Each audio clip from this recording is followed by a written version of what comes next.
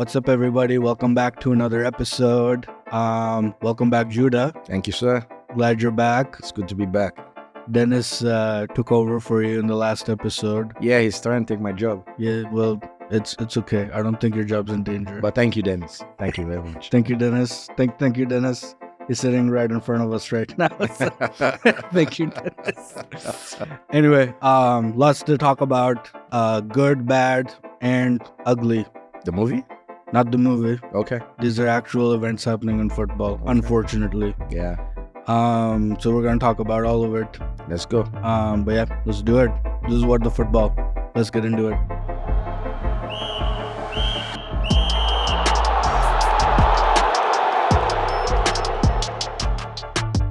So Judah, Yes, boss. let's get into it. No time. Let's go. Let's go. Okay. Let's talk about let's start with the Premier League. I know there's AFCON and the Asian Yeah, it's Cup going AFCON, on. bro. Yeah, it's AFCON. Yeah, represent. It's Africa, bro. That's right. Yeah, it's the Africa. I should have mentioned that. You look really good today. Thank you very much. I've seen you wear other clothes from back home, and they all look great. Shout out to the motherland, bro. Shout out to the motherland. I may need to get your tailor's contact. You should. Get some. You should. I love her though. Like you guys look amazing. Whenever you and like some of the other guys I've seen. Yeah, the AFCON is on. So then Nigeria defeated Cote d'Ivoire. So I'm like, I gotta wear something Nigerian. I love it. I could have worn my Nigerian jersey, like my Nigerian strip. Yep. Like, yeah, just do something different today. I love it. I did something different too. I see that. Although this is not anything to do cultural. I just wanted to not. I didn't feel like wearing a jersey. Anyway, we digress. Let's we'll talk about the AFCON and Asian Cup in a bit. Sure. We should. Yeah. Let's start with the Premier League though, because there were a few key matches or big matches. Yeah. Well, whichever way you want to look at it. And so yeah, I guess let's start with the split weekend of the Premier League. Yeah. So we had Newcastle versus Manchester City, and then Manchester United versus Tottenham. Yeah. Yep. Yeah. The previous weekend. Yeah, I think it was, as you said, cool games. The Newcastle City game was a great game. Yeah. Especially because by halftime Newcastle were winning, and it felt like that place is not an easy place to go to. St. James Park, I mean. It almost felt like maybe they've turned the corner. Maybe they've finally. Yeah, possibly. But it was a very good game to watch. Yeah. Ederson, I think, got injured in the first half. He did, had to bail off. Yeah. But the speed at which Newcastle scored their 2 goals was 2 goals in 4 minutes. Or so. And similar goals too. Yeah, from the same place. So that was really good. But then KDB's back.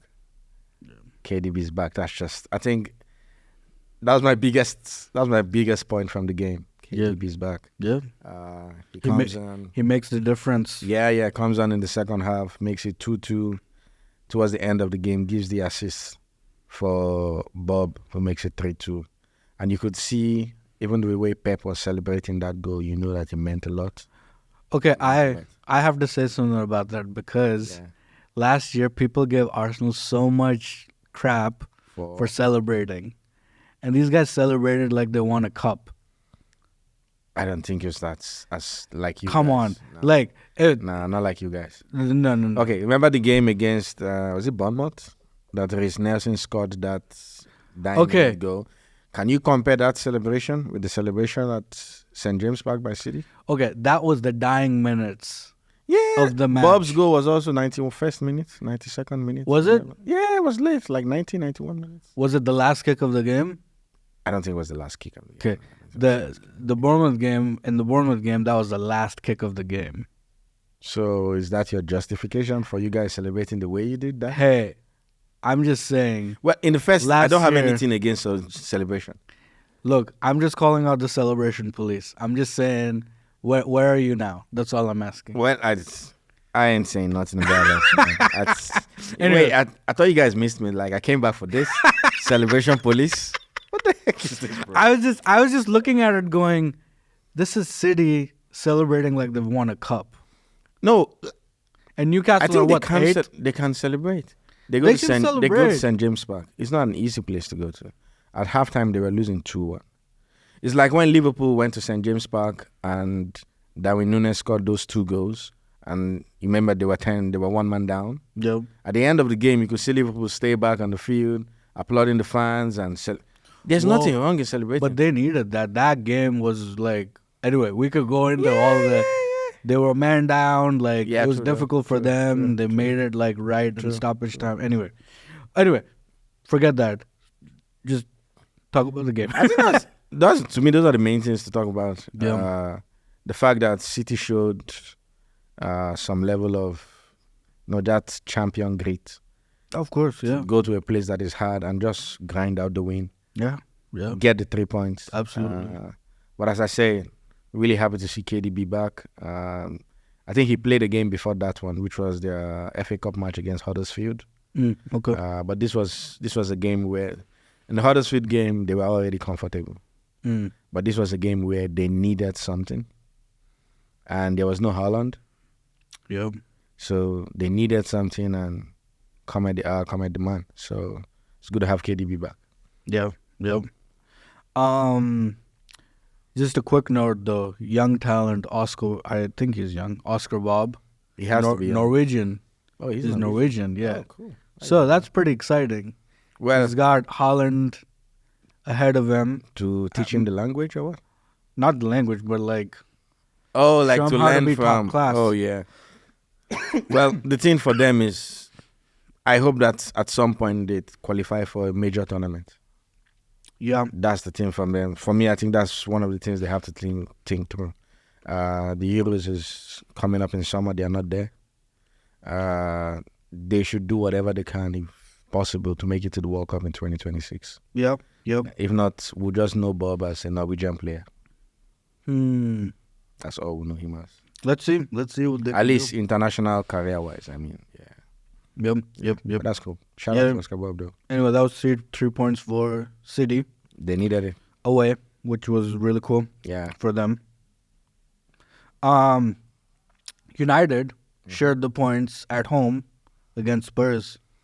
Yeah, that game was 2-2, I believe. That was the game that Onana was staying back for before going to join his guys at the AFCON. Why are you laughing? What? I haven't said anything funny. You're already laughing? I don't know. Because I mentioned the name Onana. You see, I just said the name Onana and you just... It's just one of those... It's like the ignition to a car. Onana. You just get the car. I don't know, man. I feel like United have a bunch of those players right now. It's just like... I don't know. Maybe it's just me, but like when I hear the names, I'm just like, oh my gosh. Yeah, like they got Onana, they got Anthony, like... man, don't do this. Come on, don't do this, man. It's a new year. It's a new year. Don't do this. I'm just saying. It's a new year. I'm just saying. Well, Onana stayed back for that game. Yes. As you know, his teammates in the Cameroonian national team were already in camp and stuff. Yep. But I think he found a way to allow Rigobert Song, the Cameroonian coach, to let him stay back and report late to camp. So he stayed back for that game. I think in the game, I think right now you know what to expect from Spurs. They would try to attack. They wouldn't just sit back and all of that. And I think that was the debut for Timo Werner, who they have signed and joined from Leipzig. I think he had an okay game. There was nothing like spectacular. But it was a good game to watch in the sense that 4 goals on both ends, 1 or 2 saves. But I think it was a nice game. I don't want to be too technical with the game. It was 2-2. 2 coaches who were trying to get a win. Some people felt like it was what's the word? It was like a show off for Ten Hag because Jim Radcliffe was in the crowd. That's true, yeah. So Radcliffe was in the crowd. Sir Alex wasn't, but Sir Alex is always there anyway, nearly all the time. But the big thing was Jim Radcliffe was there in person. Right. So people were like, ooh, Ten Hag has to do stuff. I'm like, whatever. But the good thing is they didn't lose. Yep. Yeah, so 2-2, points shared. Onana Jets to Cameroon. We'll talk about that when we get to the AFCON one. Yep. Yeah, so it's all good. All good. Some people felt like with this match, United versus Spurs, Spurs were box office and United are just flat.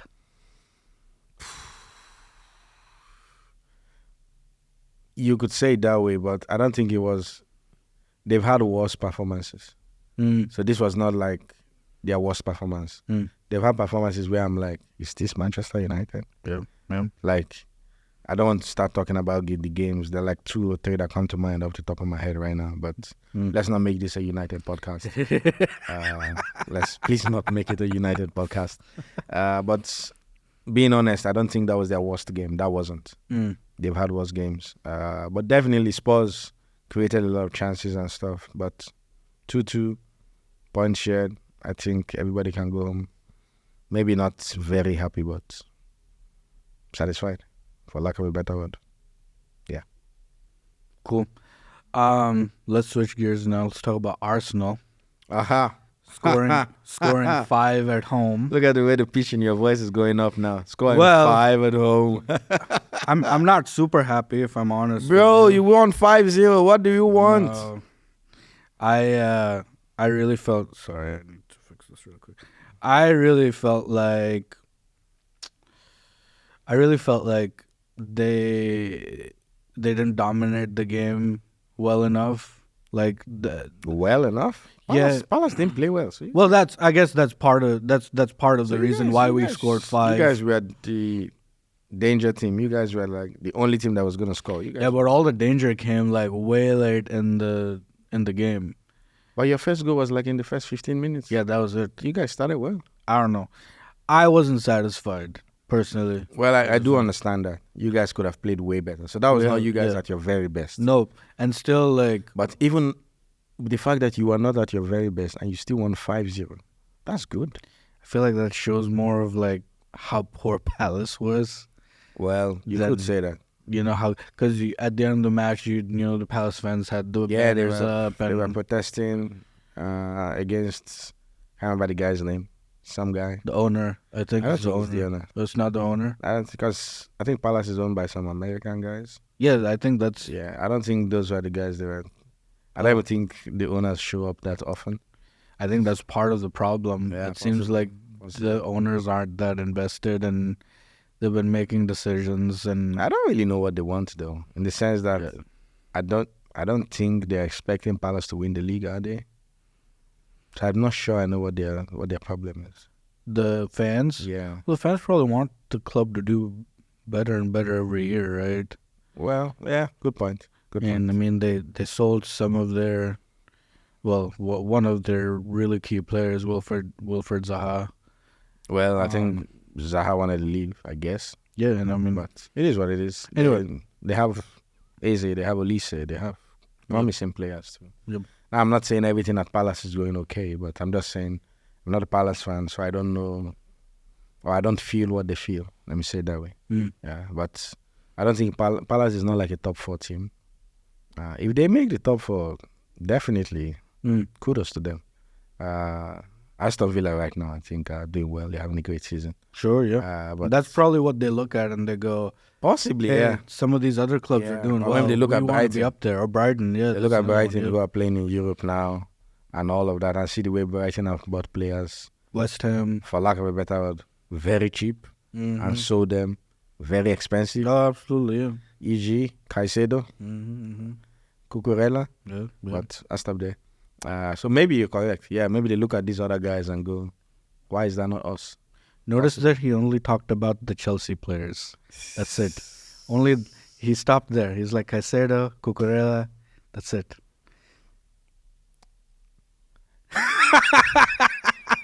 Anyway. I had to. I'm sorry. It's all right. I had to. It's good to be back. It's good to be back. Anyway, It's good to be back. Here's my thing with Arsenal is there was a small change that they made in the squad, or the starting 11, I should say, and that was bringing in Trossard instead of Martinelli. Yeah. And that helped the team.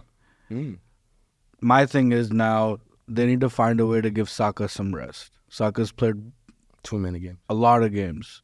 I don't think he started all of them, but he's played almost every game. But right now, you guys are not at the top of the table, so I feel like Arteta will want to always play his best players. Right, that's true. But I I also wonder if it's worth Giving him a rest. shuffling up the starting 11 sometimes, or at least the forwards, because it seems like that's where we're struggling the most. Defensively, I think we're okay. Midfield, we're somewhat okay, but it's our attacking players, I feel like, that are struggling the most.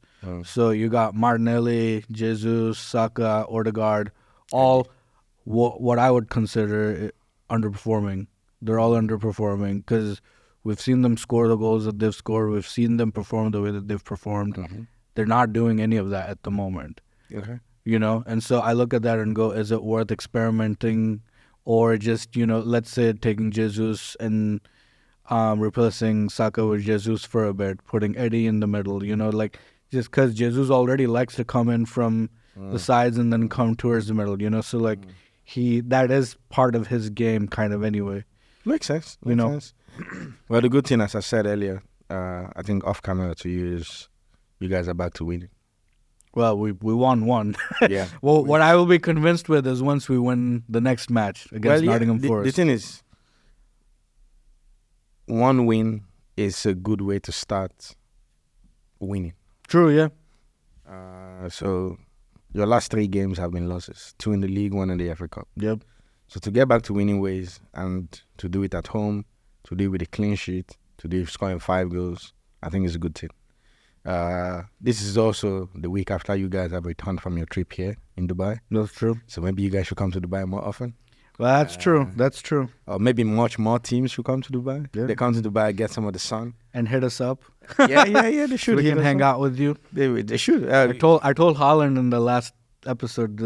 You know.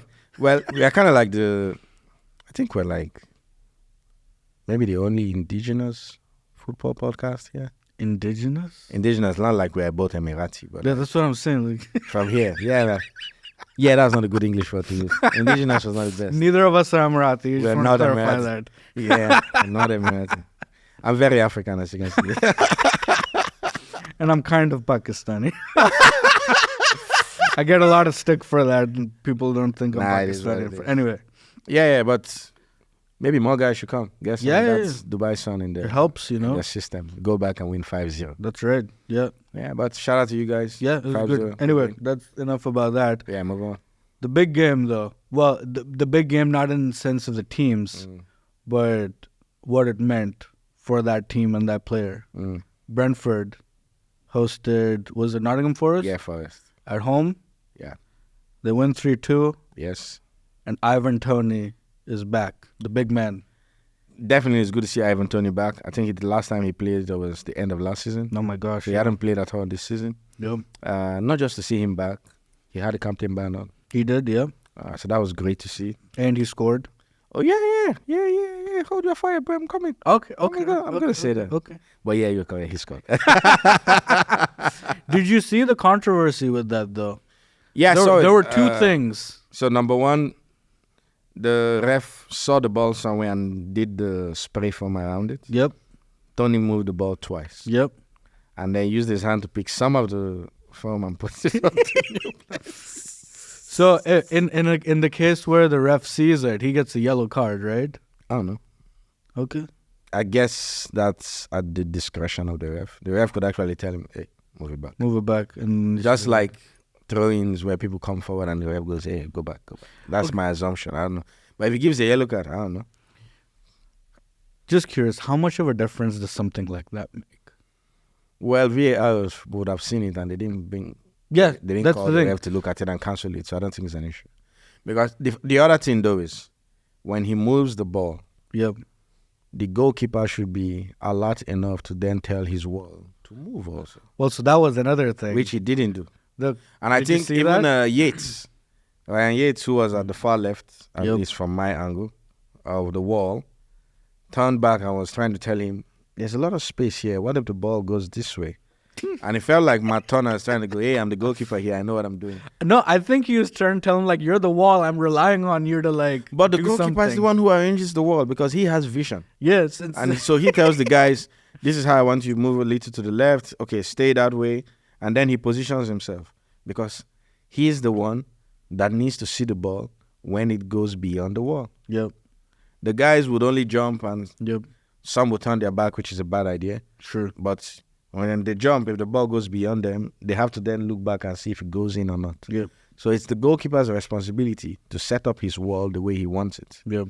Now, when you set the wall up and Toney moves the ball, you're supposed to be alert as the goalkeeper. Mm-hmm. You are in your game, your head is in the game, you're there, and you're telling the guys, hey, move again. Yeah. But I feel like he didn't do that. And I feel like Yates was trying to draw his attention to that. Yep. From where the ball is, this can actually just go by our side. And he didn't that was the really exact listen. thing that happened. Yeah.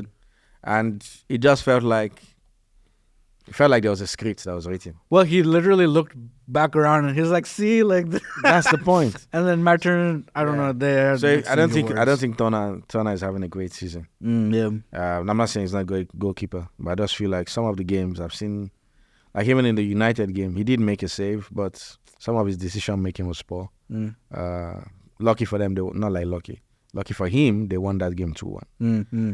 So I feel like Toney's back, first game back after 8 months, I guess. I think so. Yeah. He scores, so doesn't get better than that. Here, the thing about Toney though is, and I'm curious how the season's gonna end for Brentford and him, and what's gonna happen next, because before he came back, there was all the media buzz, like they were talking about him, they're interviewing him. I've maybe watched 3 or 4 interviews, all about the same thing. Like, you've been out, you've been training, what have you been doing, how are you feeling, you're coming back, are you going anywhere, are you staying, And I feel like even with the guy out for like 6, 7, 8 months, whatever that was, his price is going up. And he comes back and he scores. Yeah, Toney's a good striker. He is. You cannot deny that. And there are not many teams who can say they have a striker at that level, or of that level. Arsenal. Yep. There are games where your fans were requesting that you guys should sign a striker. Chelsea as a team, they signed Nkunku, but they're finding it hard to keep him fit. So that's another thing. So there are teams, even in the same league, who I believe will look at an Ivan Toney and go, we will take him. Yep. We will take him. The good thing, though, is he's been out for 8 months, thereabouts. He comes back, gets the captain band.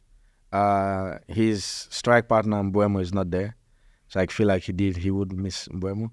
But you can see after he scores, he goes to celebrate with Thomas Frank. Absolutely. Well, why wouldn't he? The club, stood by him. They've taken care of him. They've convinced him to stay the rest of the season. And I mean, that shows his class as well, to be honest, because he's like, you know what? I was out for 8 months. Club stood by me.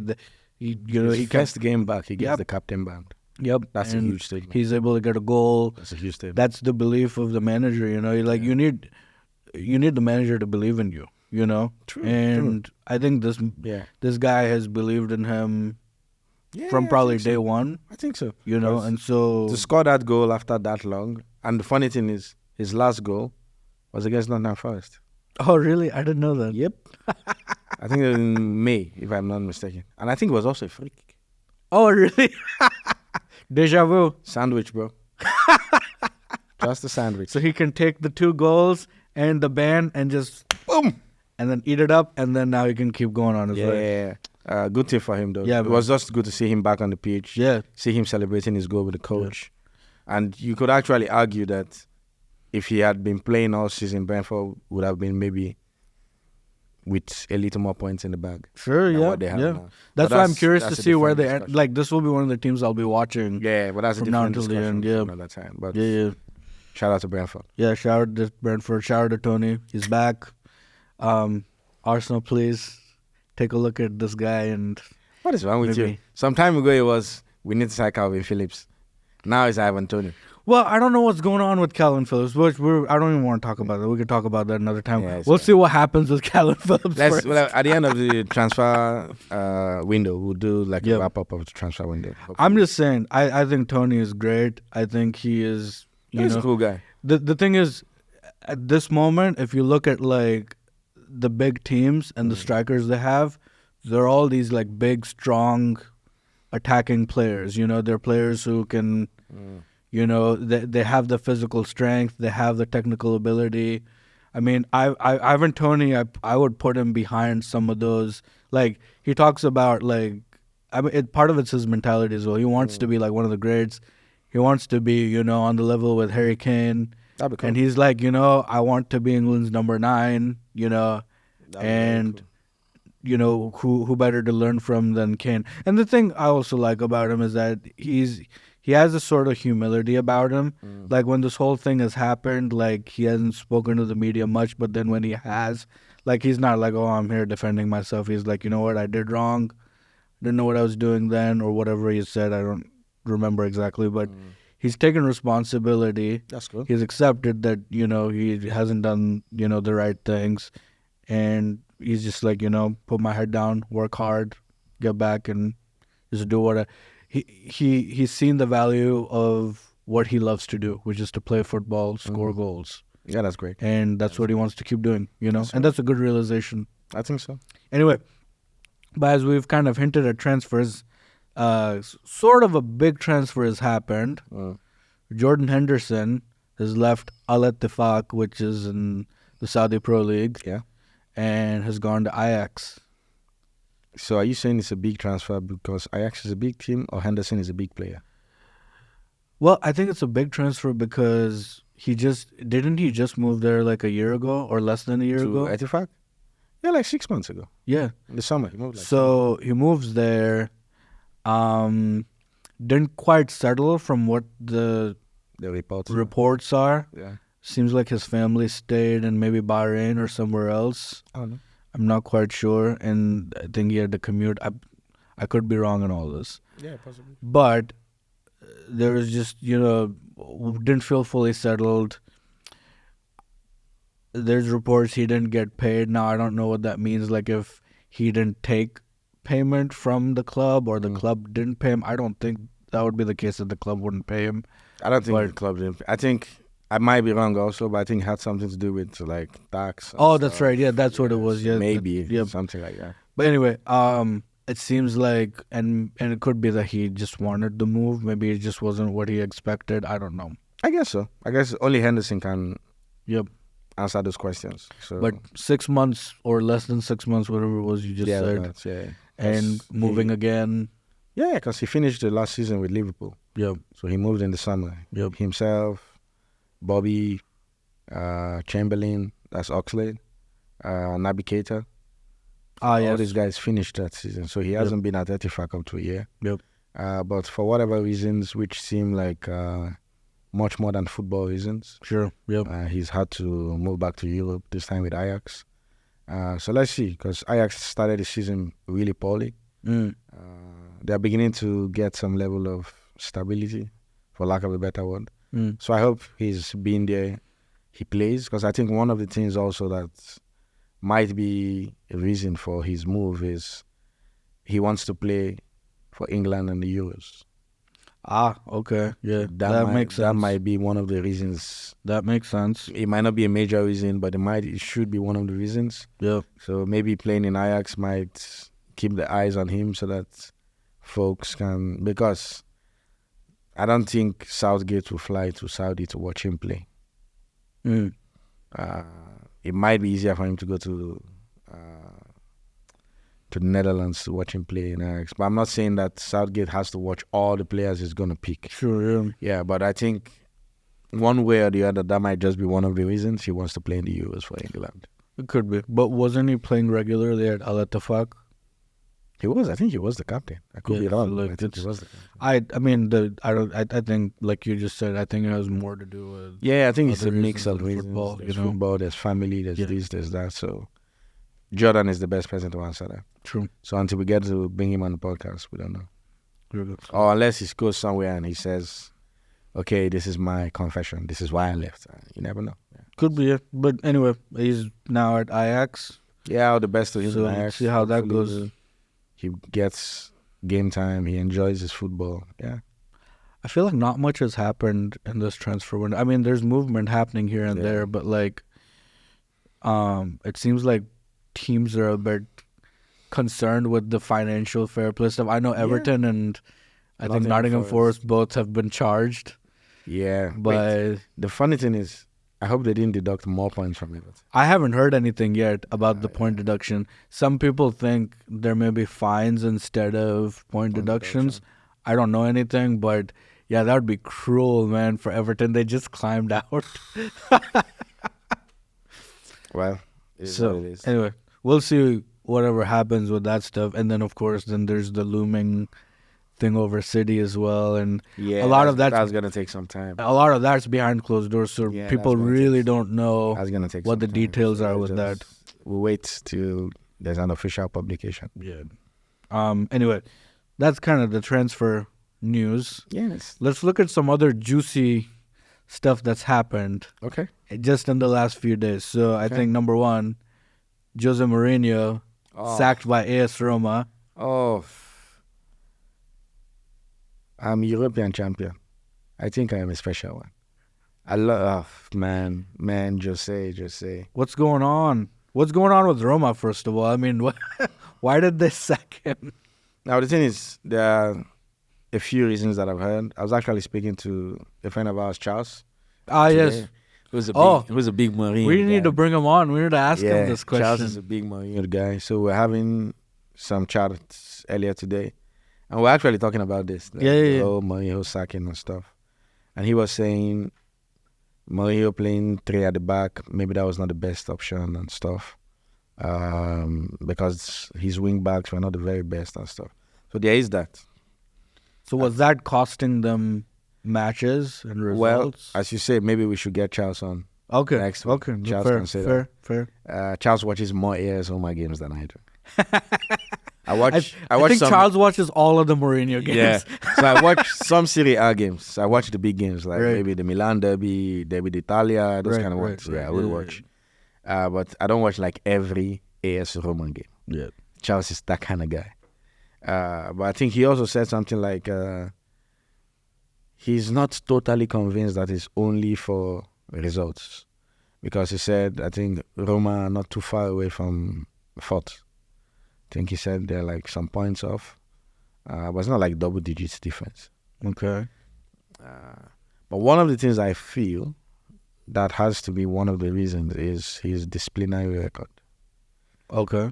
So I think he's had like 5 yellow cards in the space of about a year, if not less. And that's 5 yellow cards on the touchline. That's the coach. And you know Mourinho. Mourinho is a passionate guy. Yeah.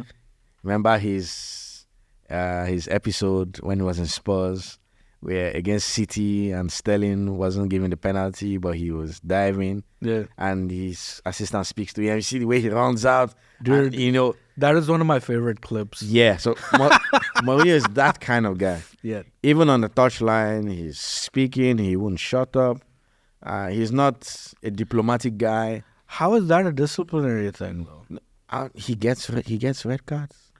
But, okay, so I get the 5 yellow cards and the match ban and all that stuff. So he gets red cards. So another thing, I think... Does that cost the club? Does that cost the club money? I think it does. It does? I might be wrong. I think it does. But apart from that, it costs them, their reputation and stuff. Who cares about that? If he's winning them matches, if he's trying to get them in the top 4, who cares about that? Now, if you remember the Europa League final against Sevilla, Okay. remember there were clips of him waiting in the car park for the ref. Okay, yeah, that's... So things like that. I think it's a combination of all that stuff. They're going... I can't speak for the owners of AS Roma. Like, they didn't call me and ask me, hey, Judah, these are the things we're taking, so want to sack him. No. Well, you would never say that. He's to you, he's a cool guy to me. He's more than a cool guy to you. He's to you, he's football heritage. Okay, that's what he says. Yeah, and I agree with him. He is football heritage. No, he says this is football. This is football heritage. I don't know what that is. This is, but anyway. So I feel like if you remember that episode of, I think it was Anthony Taylor who was the ref of that game. Okay. And he waited for him in the car park, and there were clips of AS Roma manager. All those, that tag, AS Roma manager. And I think AS Roma is owned by Americans. Okay. So when the news is hitting the tabloids in the US, it's AS Roma manager does blah, blah, blah, blah, blah, blah, blah. AS Roma manager filmed in car park waiting for ref and saying all this. But It's that was a disgrace. while ago, right? That was last season. Oh, That wow. was the end of last season. That's like how many months ago?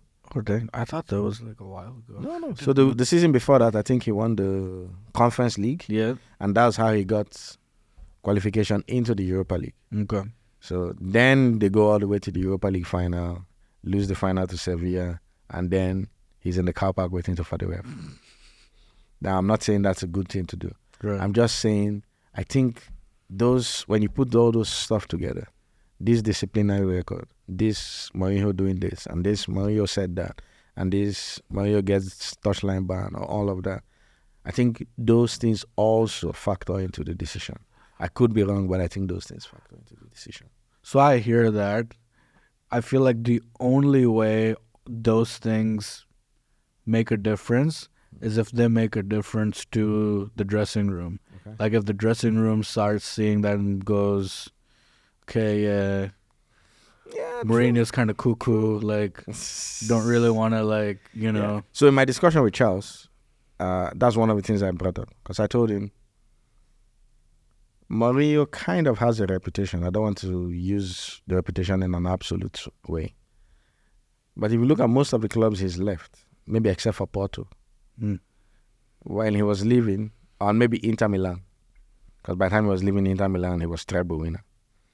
So Porto and Inter Milan, I guess those two, except for those two, most of the other places when he was leaving, there was one issue with somebody or the other.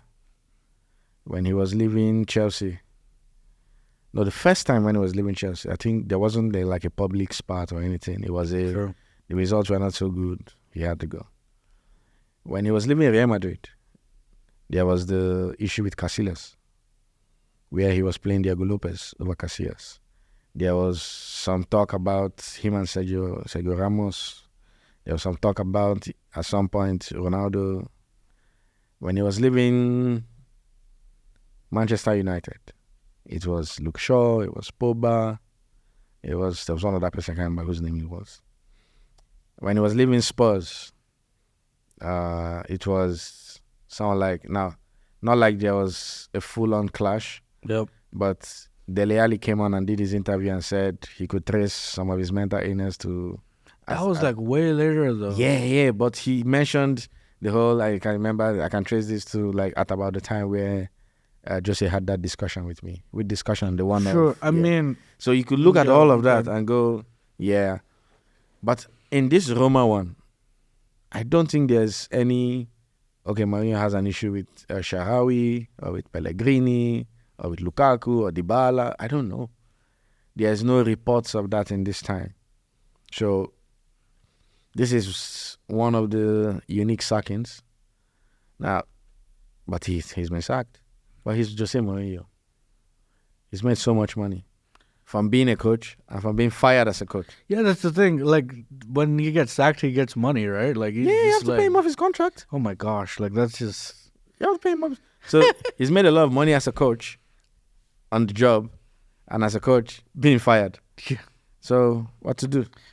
He probably made more money from being fired than Possibly, you never know. coach. The second time when he was leaving Chelsea, there was the Eva Caballero issue and all of that. So there's always that. But this time, it feels like the owners are like, yeah, it's enough.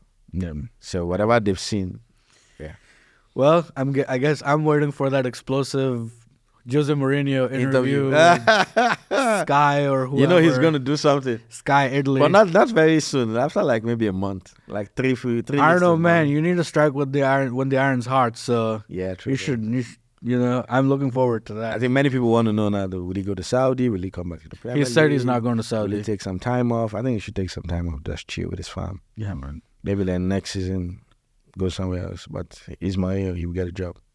Yeah, but he will get a job. It might not be like one of the biggest clubs in the world. So it might not be a Real Madrid or a City or something. But he will get a job. Well, he was just at Roma, and now he's been fired from Roma. So the trajectory is not going up. It's... I don't know. Anyway, maybe let's get the expert Charles and Yep. see what Mourinho's doing. Anyway, That's Mourinho though. Well, it's a shame anybody gets sacked. I mean, it's not the greatest news, and of course, with a high-profile manager like Mourinho, it's always a big news. But he's won the Conference League, won the Europa League, won the Champions League. So, what to do? Take time off, dude. Just chill by the pool, sip your margaritas or whatever he likes to drink. I don't know. No idea. But just relax, man. Take it easy. No yellow cards. No waiting in the bus for anything. You just park the bus. Just park the bus for a bit. Anyway, with that, we move on. Yeah, let's move. Actually, to not very good news. So, I don't know how you say Udinese. How do you say Udinese. Udinese. So it was Udinese versus Milan. AC Milan. Oh yeah. Not good news. No. Mike Maignan. Yeah, Mike Maignan. Yeah. So Mike Maignan was in goal, and Yes, he should be. He's a goalkeeper, so he wouldn't be up top. Although he may have been wishing that, because Giroud was sometime in the goal post, so you never know. That's true. This seems to happen quite a bit, like goalkeepers and strikers flip-flopping early in their career. Anyway, so he's in goal. Yeah. Hearing racist chants from the Udinese fans every time he's kicking the ball when has a goal kick.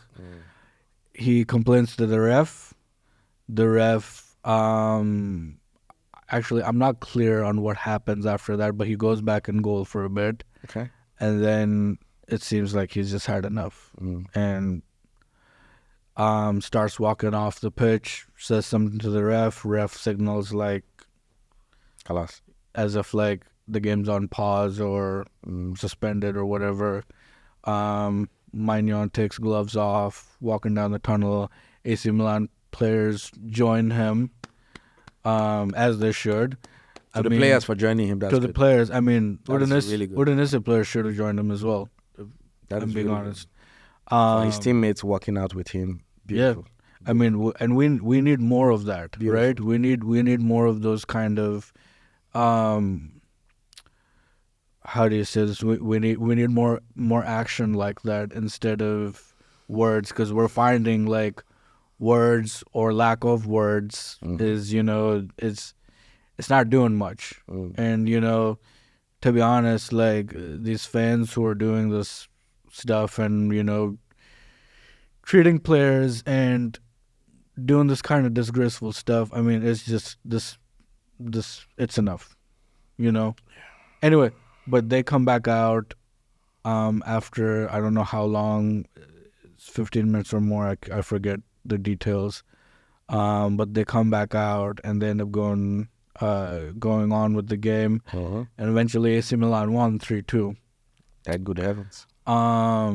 Which is a good. I'm happy for that, because at that point it became more than just a regular league game, But yeah, I don't know. Thoughts? The racism thing is tiring. Yeah, it's very tiring. I'm sorry to say this, but Italy again. Yeah. Italy again. Yeah, get it together, Italy. I'm really sorry to say this, but Serie A specifically. Serie A. I'm sorry. Maybe I shouldn't use the word Italy. Yes, Serie A. Let's do. Well, Serie A. I mean, it reflects the culture, I guess. Yeah, in a way, true doesn't though. It reflects the culture. True, because I think we sat here some time ago and spoke about Napoli's post about Osimhen, their own player. Yeah. And messed up. That was messed up. And I don't even think they apologized. They came out and they said, we would never do that. And it was so clear. You could have just come out and said it was a mistake. Mm-hmm. And we're sitting here again talking about another Serie A team, this time to an opposing player. And I think it's just unfair. I think there was a time we were having that discussion and you were talking about we need to educate the people. I'm like, what is this education going to look like and all that? But it's sad. I want to say that. I'm really happy that the Milan players walked out with Mike. Well, I think that's part of the education. I think that walk-off is part of the education. The fact that the Milan players walked out with Mike is awesome. It's really awesome. I'm totally in support of that. Yeah. totally in support of that. If your teammate feels like he's been attacked, and football is not just a game of passion, it's a game of concentration. Mm-hmm. So if a goalkeeper is in the post and he can't keep his mind on the game because of the things he can hear from fellow human beings behind him. And they hear a lot of nasty stuff. Let's just be honest here. They hear a lot of nasty stuff. A whole lot from opposing fans. And he walks off and his teammates go off with him. Shout out to AC Milan, their players, for doing that. I'm really happy that they found a way to rectify it and the game could continue. But if they couldn't do that, I'm okay with even Serie A just saying, well, Udinese, you guys messed up, 3-0 loss. Yep. Now, but that might be extreme. So maybe this is just me speaking, but that might be extreme. But I think another good thing is the fact that Milan actually won. Yep. But I think what I'm looking out for is what has the Serie A said. Yeah, they haven't said anything yet. I think we saw an Instagram post where they said we condemn any form of racism. Yep. Sorry, they haven't said anything of significance, I should say. Yeah, because when I saw that, I'm like, is this it? Yeah, that seems like, that's it. Just we condemn any form. What? Why? What is that? Yeah. Anybody could say that. Yeah. Anybody could say this is happening in your league. It's not the first time. Now, with the way the world is going, that is something that everybody should be clamping down on. Yeah. And it happens, and all you can do is release a one-liner. Yeah, and that's it. Just a one-liner. Yeah. You're not saying, okay, we're investigating to see who the fans are. No fines announced for Udinese as the club. You haven't even said, okay, we're going to close that stand in the stadium down. Yeah. Or Udinese are going to play the next 5 home games without fans. Yeah. Not all you do is you're going to, I think. Because we're now at a point where we need that kind of action. That's not encouraging. Because that's part of the way people will learn. If they're not learning by words, if they're not learning by simple, action. Yeah, and this is one of the things that I somewhat appreciate about the Premier League, because when these situations happen, it seems like the clubs and the Premier League, they take that seriously. It should be taken seriously. I mean, I think we've seen in the past, like, fans being identified and kicked out. Yes, and that's why they have all those cameras. If they have season tickets, their season tickets are taken away, I think. Yes, they should be banned for a while. For a while, I'm not saying. Right. Maybe, but guys, I think it should get to a point where UEFA should be able to speak into things like this. Now, because it's a league game, it's Serie A problem. Mm-hmm. But I think one of the things UEFA should do, now I'm not trying to say UEFA should now try to bully everybody and impose themselves into national leagues. Sure. Because UEFA is definitely taking care of European football. Sure. But I think as the bigger organization here, now this is just a suggestion, I think UEFA should be able to call the Serie A guys and go, what have you done about this issue? Yeah, well.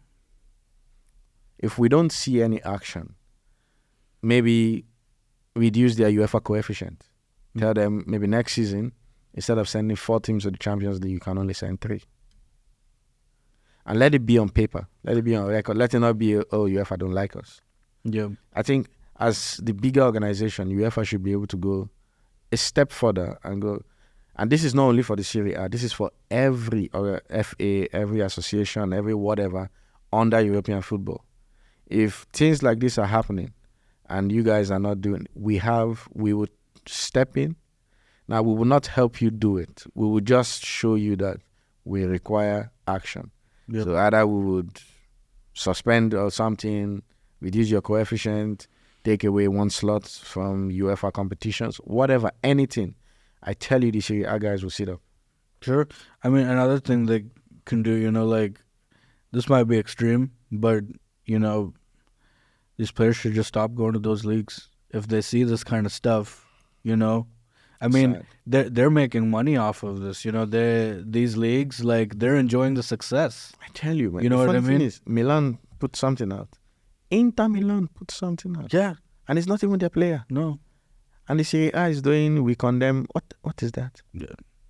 Like, seriously, what is that? And I mean, I said something about Italy, which, like, from what I've heard, it's a beautiful country. I want to go there someday. I've never been. It is a But good place. this kind of stuff, like, it puts the country in such a bad light. Very You know, bad it puts the country in a bad light. It puts football in that country in a bad light.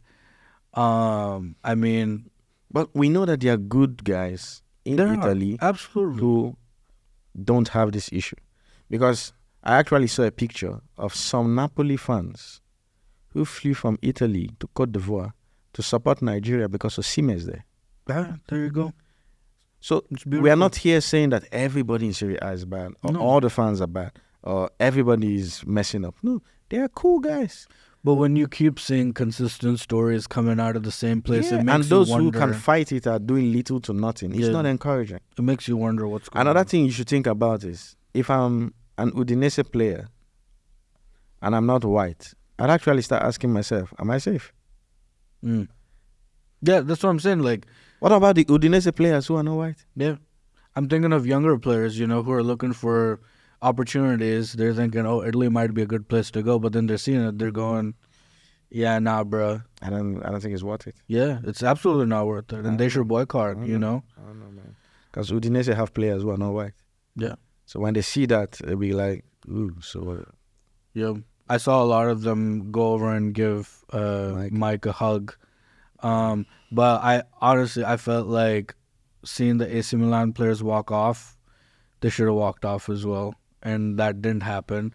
Now I'm not sure what the reason for that was. There could be any sort of reason, but you know, I think we're at a point now where if action isn't taken, or if there isn't like a physical, visible show of disapproval of that sort of behavior, then, you know, it'll just keep continuing. And I feel like there's nothing wrong with players showing that disapproval. There's nothing wrong with players going, yeah, this isn't okay. We're going to take a stand right now. You know, because at the end of the day, let's be real. This is entertainment for people. People are being entertained. Yeah. You know, They're paying money for the tickets anyway. They're paying money for the tickets and they're enjoying it. Take their enjoyment away. Yeah. Go inside. Yeah. You know, anyway. There's a lot that can be said about that, but So much. I'm trying to actually hold myself to not say anything again. It's all right. yeah. But let's move on. Thoughts with Mike though, and Yeah. just hope and pray he's doing okay. Taking it easy. They got the win. Yeah. And just, you know, good for him to recognize how he felt in the moment and to walk off. And I guess we want to encourage other players to walk Yes. off. If you experience something that is unbearable, and especially when it comes to matters of racism, walk off. Like, do not stay on the pitch. Walk off. Yeah. Anyway. In other news, Manchester United, and this was just, I guess, today we heard this. Manchester United appoint Omar Barada. I'm probably butchering his name. He was the former chief football operations officer for City Football Group. He is now the CEO of Manchester United Football Club. Shout out to him. Why? That's 2024 has started well for him, I guess. Well, that's spicy though. That's Well, the fact that he used to work for City might not necessarily mean he's a City fan. well, of course, but those kind of things sometimes tend to play out on the pitch. I guess so. You know what I mean? guess so. And only time will tell, like how good of, you know, a deal this is, and how good of like an appointment this is for United. But they got a pretty high profile person from City Football Group, and this guy's taking care of like, I guess, 11 different clubs that are part of the City Football Group, because they've got Manchester City, of course, but then they've got tons of other clubs around the world. Yeah. And he is one of the top guys. So Yeah. I hope his experience and all of that helps United. One of the things that many people have been complaining about in United is the structure. Mm. There was a time they went for a few years, I believe, without like a director of football or something. Mm. So I think with his experience, then definitely you cannot deny that whatever has been done at City is working. Absolutely, yeah. So if he's been involved in creating that system or something like that, and United look at that and go, he has experience, he's put his hands in really good stuff in really good places. We want to benefit from that experience and we want him to be our CEO, then why not? Why not? It's now left for him to build his team, create the new structure, definitely with the Ineos group guys and all of that. So I think United fans can be happy. Hopefully he would set things in place for them and all that kind of stuff. But I don't know him that much, but I'm happy for the United guys. It feels like they're about to start putting round pegs and round holes. There we go. I was just looking up this because I was just curious if Manchester United, like City, own a bunch of other clubs as well, or if there's like a parent, company that's kind of part of the ownership Not of that I know of. United. So I wonder if that's something they want to do eventually. Well, the Ineos guy, so Radcliffe, I think, owns OGC Nice. That's true, yeah. France. Yeah. So if they are going to make that into like a group of, like a sports group thing, I don't know. Could be, could be. Anyway, that's a big news, and only time will tell what the benefits of that are. Anyway, in other positive news now, switching gear. I need some positive stuff. Well, the OGs are still in the news right now, Messi and Ronaldo, although for different reasons. Okay, let's go.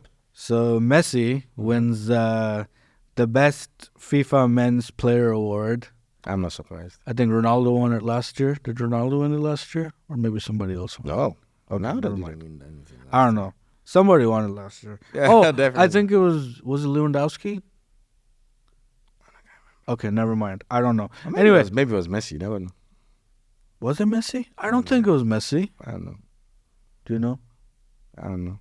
He doesn't. But I don't think it was Ronaldo because I don't think Ronaldo has won any individual prize of that level since he went to Saudi.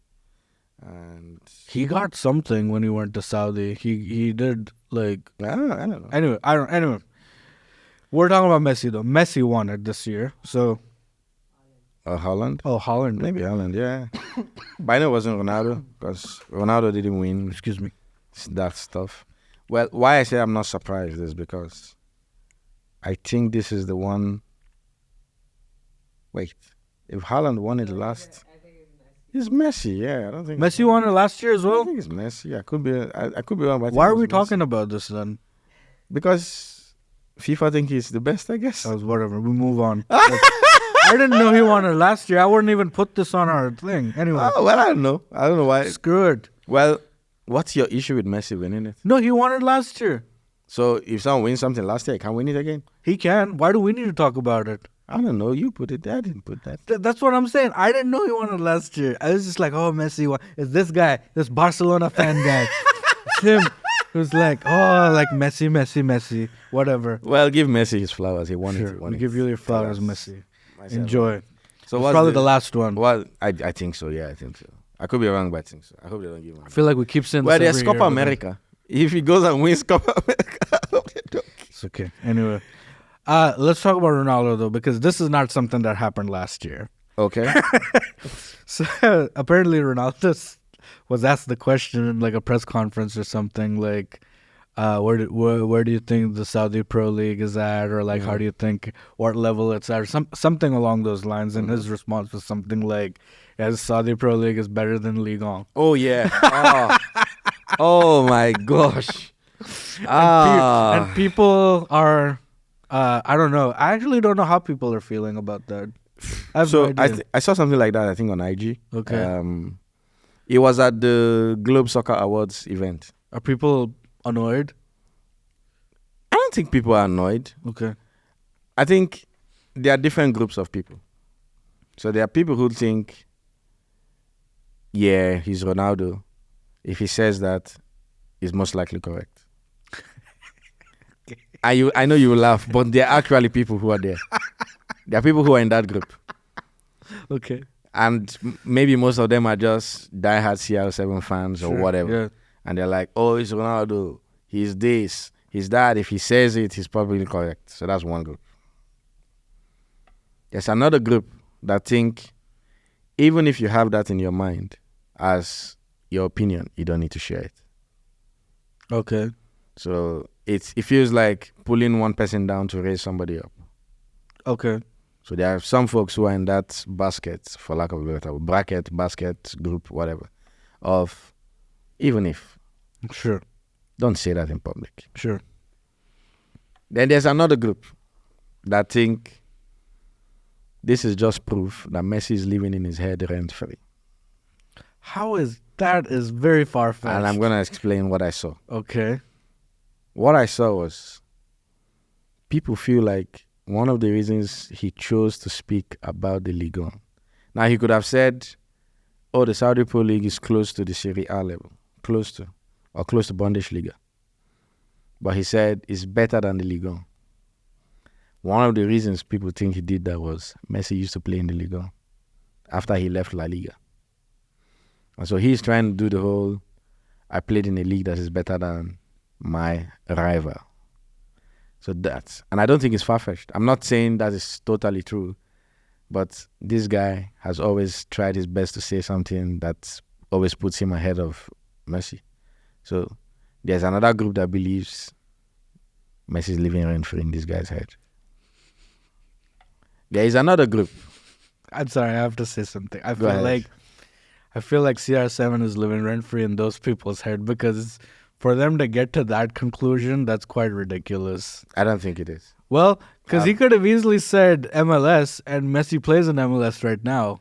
Well, And that would have been a much, no. I think- closer comparison than Ligue 1. So I think, are you saying Ligue 1 and MLS on the same level? I'm just saying Are he you could saying have Ligue 1 and compared. MLS on the same level? I'm just saying he could have compared those. Well, he could have actually said Ligue 1 is Saudi Pro League is better than MLS. I feel like this is one of those things only Ronaldo can tell us. That's the thing. Why did he? But say there's another Ligue 1? group that says in Europe there are leagues that are identified as the big five or the top five leagues, which is the Premier League, the La Liga, the Bundesliga, the Serie A, and the Ligue 1. Mm-hmm. I think I hope I didn't get that wrong, but I think I did get it correctly. Sure. If he really wanted to make a point, why didn't he pick the league in his own country, the Portuguese league? But they're not part of the big five. That's my point. Okay. That's an easy one to say because that's another group. This is another group of people who have gone. How about the Eredivisie? How about the Portuguese Super League or Premier League, whatever it's called? Now I know the Portuguese league has Porto and Benfica and those guys and all, but he didn't pick that one. He picked Ligue 1. Yep. So why did he pick Ligue 1? He's never played in Ligue 1. True. So maybe he had offers from there. That doesn't mean you've played there. Yeah, but you could say, hey, they've got money. These guys have got money. But you've played here. You haven't played here. So when he said the whole, my opinion is this, and I've played here for a year now or something, that is true. You have played in Saudi, but you haven't played in Ligue 1. So I think, now I'm not here to say he's wrong. It's his opinion anyway, and he made it clear, this is my opinion. People can say whatever they want. And I agree with that. That's his opinion. True. The same way I'm here speaking on the mic. It's my opinion I'm sharing. Yeah. You're wrong a lot of times, but yes. Yeah. He just is what it is. He's not. I'm just. It's just what it is. Joking. So you look at that and you go, but you've played in the La Liga. Why didn't you compare it to La Liga? You've played in the Premier League. Why didn't you compare it to the Premier League? You haven't played in Ligue 1. Now, I'm not here to say he's right or he's wrong. Now, the Ligue 1 guys, I think they released a tweet or something on IG. They did, yeah. And they didn't actually directly respond to him. What they did was say, this is the opinion of the greatest of all time. And they quoted something Messi said about their league. What did he say? I can't remember every word, but it was something about, oh yeah, here it's faster, the defenders don't give you much space, blah, something like that, trying to just go here. This is not a walk in the park. Kalas. Okay. Now, and I like that in the sense that they're not trying to make you feel like, hey, it's a standoff. We're not in a battle or anything. We're just getting, hey, the goats played here. Are they not? Really? They're not. So the way they have done it, if Ronaldo responds, then it is clear that Messi lives in his head or anything. Well, so it's clear that they responded to Ronaldo. Yeah, but they haven't done it. They haven't done it in a way that's my point. They've done it subtle. Unlike him that went out and did who is better than Liga. Now I'm not saying Ronaldo has done anything wrong. Well, but they're being clear by saying, Ronaldo, you ain't the greatest of all time. Something like that. We had the greatest of all time. Something like that. And this is what he had to say. Yeah, but that's a subtle way. We care more about what he says. Yeah, they're doing it in a subtle way. Yeah, but that's not subtle. If it's very clear, like anybody who's 5 years old could say greatest of all time. Okay, they're talking about Messi there. Yeah, they're definitely talking because they quoted Messi. That's not. I don't call that subtle. I think it's subtle because they are not saying. They have not mentioned Ronaldo's name. They haven't done anything. Well, he didn't mention Messi's name. But he mentioned Ligon. It's Ligon who responded to him. I'm just saying. It's not Messi. Because Messi didn't need to respond. Somehow Messi got dragged into it. Well, because Ligon feel like he was the GOAT. Which I have no comment on. Yep. Anyway. I feel like you could go a lot of different ways with You could. There are a few more groups I could have said, but you could. Let's leave it that way. What is interesting? The few more groups? There's more camps? I tell you, just leave it. What is wrong with people? Just leave it. Wow. Leave it. Well, I'm excited to see what Ronaldo says next. I don't think he needs to say anything next because he hasn't said anything wrong. He's just shared his opinion. I'm just saying this is fun to see how many camps come out of just one little statement that he says. So the thing is this. I feel like Ronaldo is not just a player for Al-Nassr. I feel like Ronaldo is kind of like an ambassador for the Saudi League. Oh, absolutely. So it feels like he's trying to justify something, which I don't think he even needs to. He doesn't need. I've said it before on this podcast. I don't feel like Ronaldo has anything to prove to anybody. Whatever the Saudi guys are paying him, I think they're paying him because they think he's worth it. So I don't feel like he needs to defend or say, no, bro. You're in the Saudi League. You're earning what you're earning. You're enjoying your football. Carry on, bro. Carry on. So I don't think he's done anything wrong. I don't think he needs to defend anything. He has said what he wants to say. Fine. He's Ronaldo. It's okay. Now, I'm not saying because he's Ronaldo, he can just open his mouth and say anything. But he has shared his opinion. He plays in Saudi. Fine. Cool. Move on. Okay. So we move on. Yes. Let's chat about, or let's hear an update, I guess, because I haven't been following AFCON or Asian Cup at all at the moment. Oh, yeah. Before we do the national team tournaments, I just want to say a big shout out to Bayer Leverkusen. Ah, yes. Yeah, so they won their game yesterday. Is it yesterday? Yeah, I think so. Against Leipzig this weekend. Okay. And they scored the winner in the 91st minute to keep their unbeaten run going. Oh wow, yeah, they haven't lost. Still haven't lost. Wow. Still haven't lost, and this is mid-Jan. Now, I'm not saying they won't lose, but whatever they're doing is good stuff. Well, shout out to Xabi Alonso and the players. Yeah, I mean, whatever they're doing is good stuff. Hoping that they get it over the line, and if they do, that would be historic. Win the league. That would be historic. Bundesliga. It would be funny for Kane though, because I think one of the reasons he went to Bayern was to win trophies. Yeah. But they're still in the UCL anyway. But hopefully this will not be his only season. Next season, in Bayern and all of that. And he will win something. When you play for Bayern Munich, you have to win something. Even if you sit on the bench, you get a trophy. You get a medal for something. Right. Bayern is a great club, so. But I just want to say that because I saw part of that game, and this is Xabi Alonso, and I feel like if he wants to leave Bayern Leverkusen, big clubs will be calling him. Oh, absolutely. I mean, I think he's in less than a season, he's proven himself to be a top-notch guy. I thought he joined them last season. Oh yeah. You're correct. Right. But he joined them not at the start of last season. Midway. Yeah. So he's been there for close to about a year. He'd been getting his badges, and I think a lot of his previous managers said he's gonna be He's top gonna be manager. He's And, great. I mean, he's great. I think he's been a leader in every team Oh yeah. he's And he's played played in. with big teams. You know, also. he's played with Yeah. big teams. Won with big teams. Yes. I think he was part of the Liverpool team that won the Champions League. Was that Against correct? Milan, yes, I think. Against he was, Milan, he was won a lot with Real Madrid yes. And with Bayern. and with Bayern as well. That's right. So he played with Bayern. And so, yeah, all the best to them. It's a fairy tale. Yeah. I hope that they don't wake up. Yeah. I hope they don't wake up. It's great. It's just great. Because I could see the way they were celebrating yesterday. Yesterday, whatever. The weekend. See the way they were celebrating, and it was like, something is on here. Your former guy, Xhaka, Granit Xhaka man. was there, like celebrating. Yeah. The goal goes in, and you could just, and they were away in the Red Bull Arena. But good stuff. Good stuff. I just wanted to mention that. Yeah. Just on Granit Xhaka, though, there may be a lot of Arsenal fans that might not agree with me, but I really, really feel like that's one of the main things we're missing this season, because we had him last season, and he was really, really good. Like that was his redemption season, you know, like with all the highs and lows that happened, like it was just incredible. And I think if he had stayed back for one more season, I think we would have had a bit more confidence in the season and the matches that we went into, having a little bit of more of that, you know, solid midfield foundation with him and maybe Declan, maybe not, I don't know. But I really, really feel like, or maybe even off the pitch, just his leadership, I feel like we're really sort of missing that a little bit.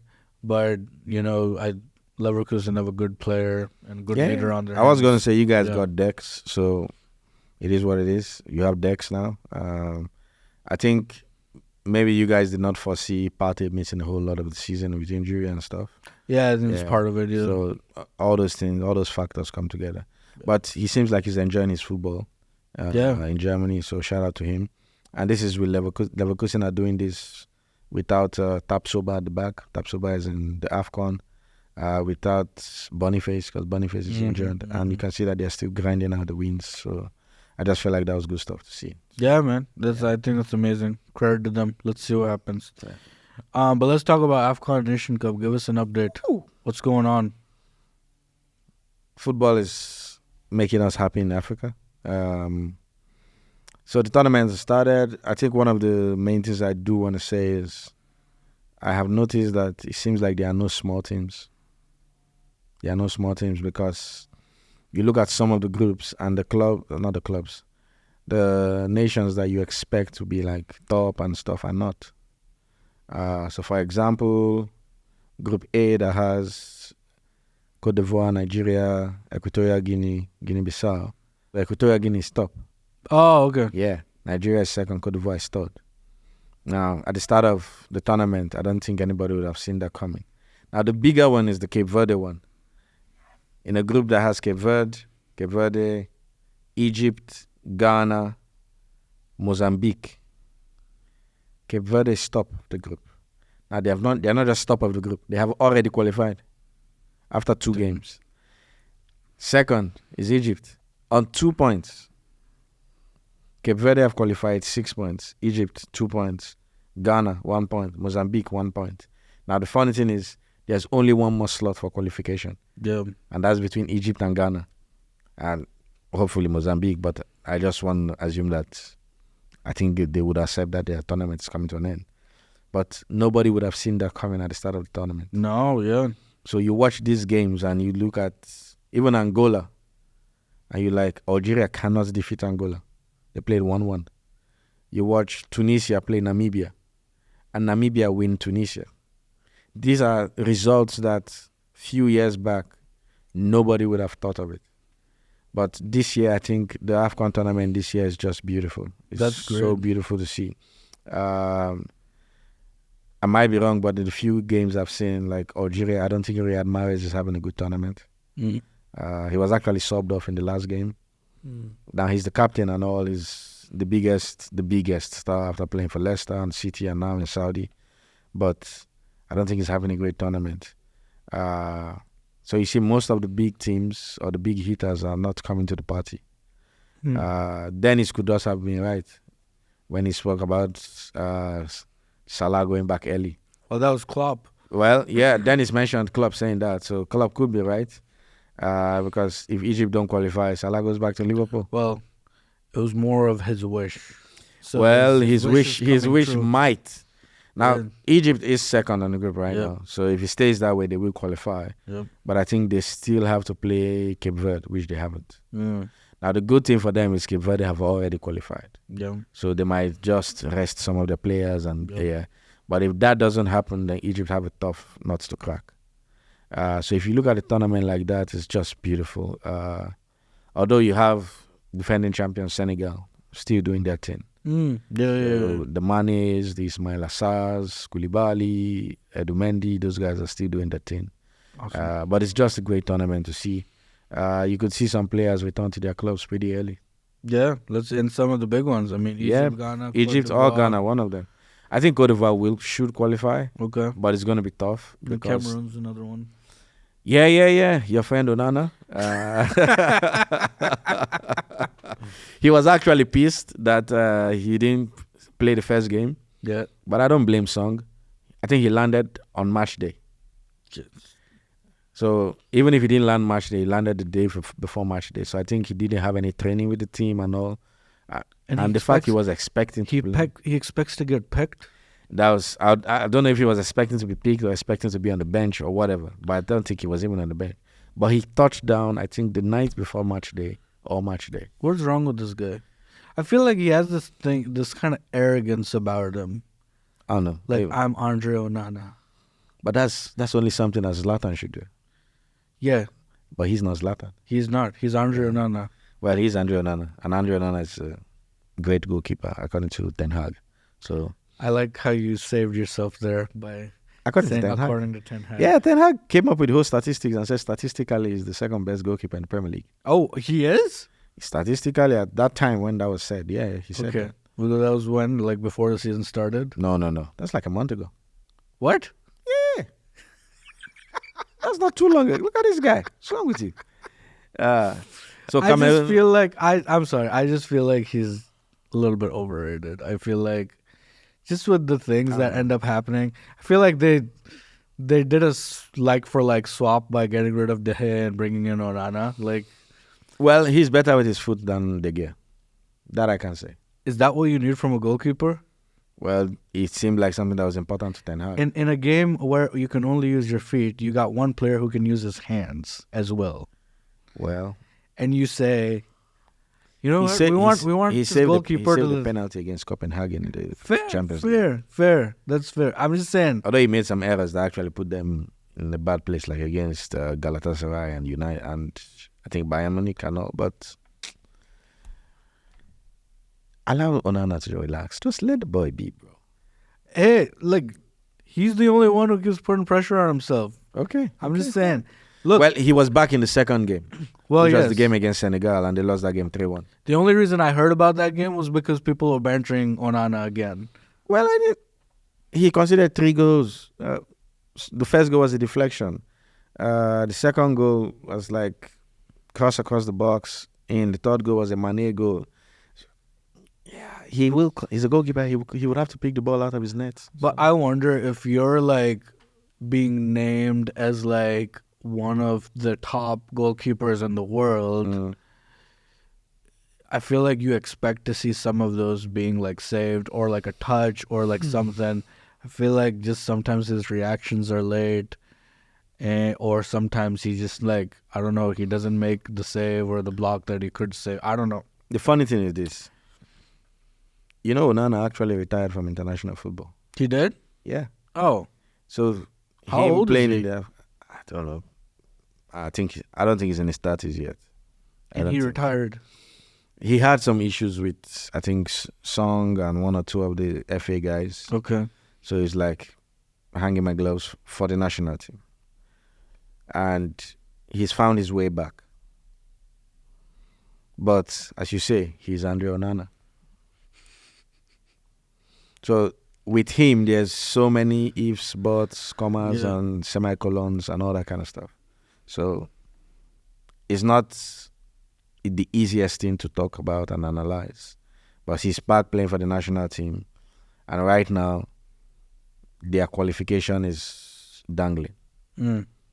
So we could see Ghana. If Ghana goes back, Mohamed Kudus of West Ham, Jordan Ayew of Crystal Palace, Oh yeah, there's some big Semenyo players. of Bournemouth. Yeah, They have great players there. Iñaki Williams of Athletic. Mhm. And all these guys will be going back Yeah, pretty early. yeah, Pretty early. But yeah.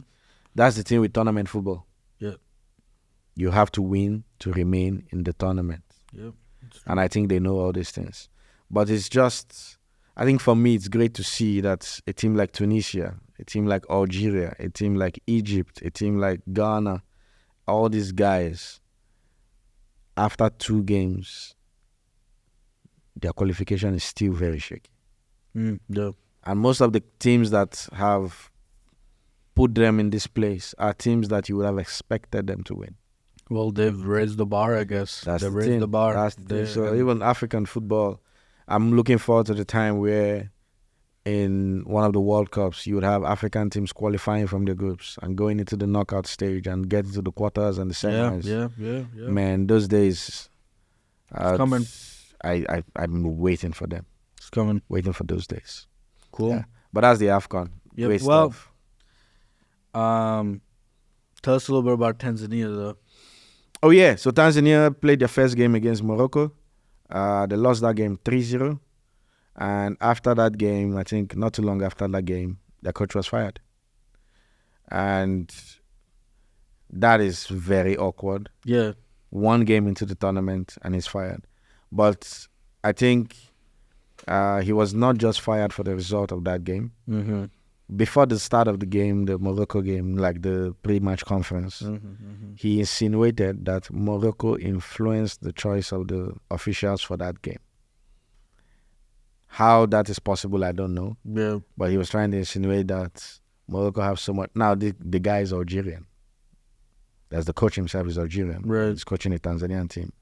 So he was trying to insinuate that Morocco have influenced the choice of the officials. Maybe he didn't like the officials. I don't know why. Sure. Yeah. And CAF gave him an 8-match ban. So CAF is the Organization for African Football. It's Confederation of African Football. Okay. That's like UEFA in Europe. Right. Yeah. Okay. So CAF gave him an 8-match ban, and I think they fined him like $10,000 or something. I'm not sure, but I'm sure of the ban. So I'm guessing the Tanzanian FA have looked at it and gone, "This guy is banned for 8 matches. Yeah. What's he gonna do for us? He's lost his first game 3-0. Why we keeping him? Yeah. If we don't qualify, he will play 3 games. Yeah. Of the 8 matches banned, he will still have 6 more to serve. Yeah. So what are we keeping him for? Get him out of here." And so my guy was fired. Dang, man. So I guess that's like one of the earliest into a tournament I've ever had of him. Yeah. That's that. I mean, you don't hear that. That's one good game. That's strange. So, Yeah.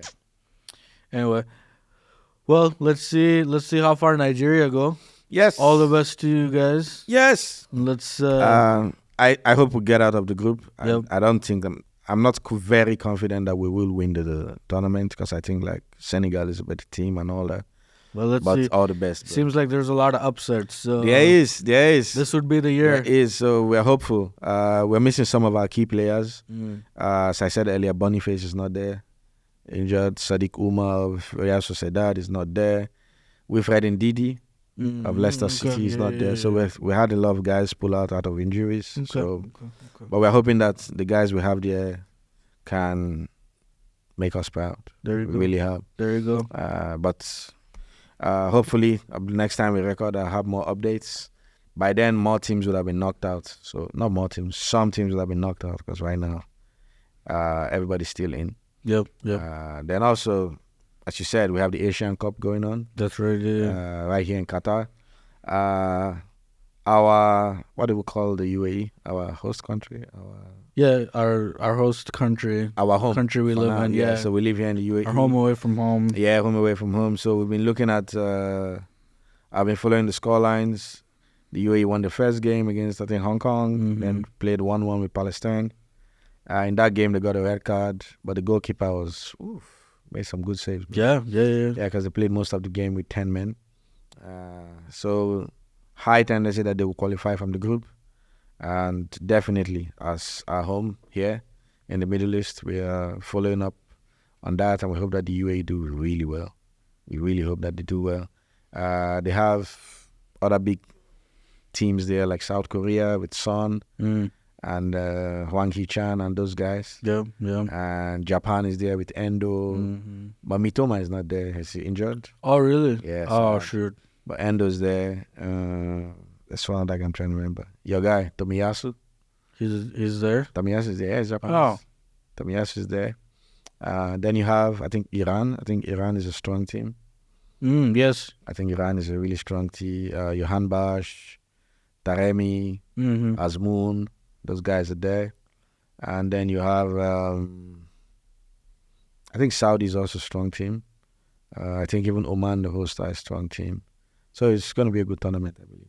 Yeah. It's going to be a tough tournament. Well, let's see. Also, the Aussies are there. I was going to say the Aussies, Yeah, the Aussies are there too. Yeah. So let's see how it goes. Yeah, let's see. Hopefully we can catch some of those games and give more of an update of what's going on in those tournaments. But there's so much those football. are going on. Oh, that's so true. much Yeah. football. Too much. National team football, club side football, so much football, man. Yeah. That's awesome. Well, good time to be sitting in front of your TV and just watching away. Anyway. Sometimes I wish that's all I did all day. No, we all. Sometimes. Man. That's true. Anyway, let's do a bit of a preview. Big game coming up, but not this weekend. I think there's either the FA Cup or the Carabao Cup coming up. But I think it's the FA Cup because the Carabao Cup is up to the semifinals now. Oh, okay. So it's the FA Cup, I guess then. But next week, kind of like it's a midweek sort of thing, we have Liverpool versus Chelsea. Oh. How do you feel? You going to Not so Anfield? Confident. But that's just me being honest. Not so confident because I don't feel like Chelsea have shown that they're a consistent team.